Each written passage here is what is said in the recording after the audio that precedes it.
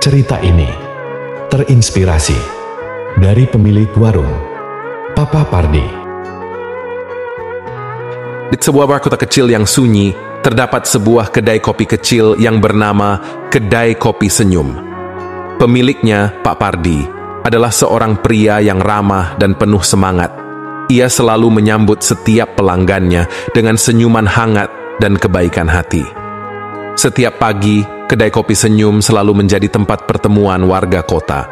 Mereka datang untuk menikmati secangkir kopi dari biji kopi pilihan yang dikupas dan digiling secara hati-hati oleh Pak Pardi.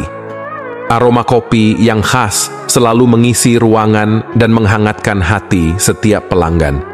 Tidak hanya kopi yang menggoda, tetapi juga cerita-cerita yang dibagikan di Kedai Kopi Senyum.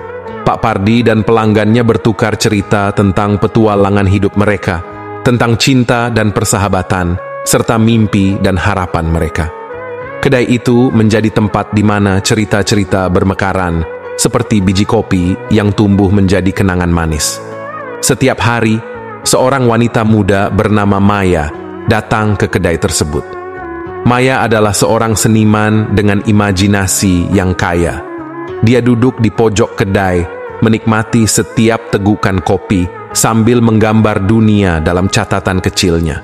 Gambar-gambarnya tentang kopi dan kedai ini selalu menarik perhatian pelanggan lainnya dan membuat mereka tersenyum.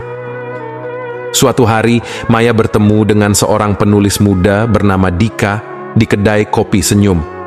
Mereka berdua menemukan inspirasi dalam setiap cerita yang mereka dengar. Mereka mulai berkolaborasi. Dika menulis cerita berdasarkan gambar-gambar Maya, dan Maya menggambar ilustrasi untuk cerita Dika. Berkat kopi dan kedai yang menyambut mereka dengan hangat, Dika dan Maya menciptakan buku cerita bersama yang menjadi sukses. Kedai Kopi Senyum menjadi lebih terkenal dan pelanggannya semakin bertambah. Cerita tentang kopi dan kedai kecil ini menyebar luas dan menjadi inspirasi bagi banyak orang. Kedai Kopi Senyum tidak hanya sekadar tempat untuk menikmati kopi, tetapi juga menjadi tempat di mana mimpi dan kreativitas bersatu, menghubungkan orang-orang dari berbagai latar belakang.